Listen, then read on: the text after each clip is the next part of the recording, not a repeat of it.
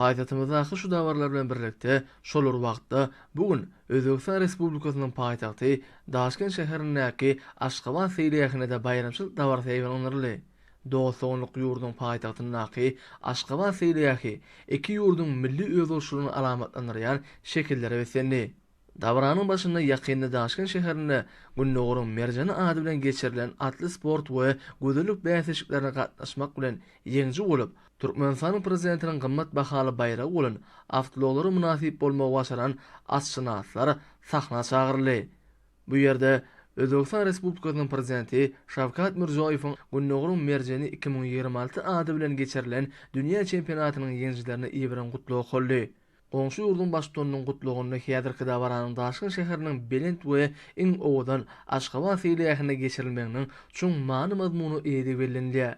Seýleýäh özüniň gaýtalanmajak binägäri keşi bilen birlikde özbek we türkmen halklarynyň köp asarlyk dostlugynyň, hoşnutly goňşulygynyň, özara anamyň we ruhy gözbaşlaryň umumlygynyň aýdyň ýüze çykmagy bilen ähmetliler. Ahalteki atçylygyň gadymy däplerini münasip dowam etdirmek, onu wagt etmek hemde bütün dünýäde ahalteki bedewlerini şöhratyny artdyrmak boýunça anyp barlayan işler aýratyn bellerlik kılar.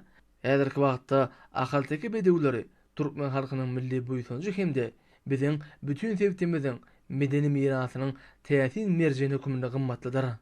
Dawarda häzirki wagtda Türkmenistanyň dünýä döwletleri bilen özara bähbetli hyzmatdaşlygy ýerli ösdürýänligi, dünýäde parahatçylygy, dostlugyny hasy puturandyrmak uğruna giňerimli işler amala asyrýanyny tap, Türkmen we özbek halklarynyň gadymy döwürlerden häzirki günlerçende dowam etdirilip gelýän mehirli goňşulyk ýollarynyň birleşdirilýänligi, iki goňşy ýurdun dostluk halklarynyň medeniýetiniň we dilleriniň ýakyn däp desurunyň meňzeş bolmagyny hasy ysynşanlygy bellenildi. Türkmenistan bilen Özbekistan Respublikasynyň arasynda ähli urlar boýunça ýoly oýnan hyzmatdaşlygyň izderli ösdürmegi biziň halklarymyzyň arasyndaky dostluk gatnaşyklaryň barhary rowaşanmagyna möhüm ähmiýeti eýe bolýar.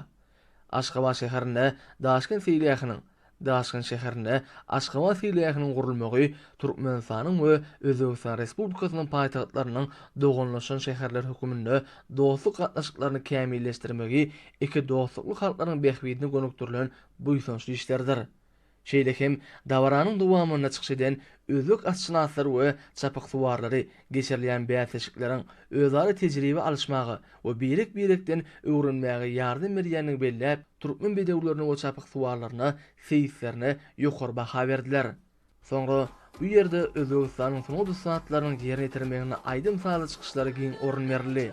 Aşgabat seýleýähi iki ýurdun arasynda medeniýet ulgamdaky dörjük dünýäsinde gatnaşyklaryň türkmen we özbek halklarynyň barha ýakynlaşýanyny we ýürekleri birleşdirýänini aýdymlyk bilen görkezdi.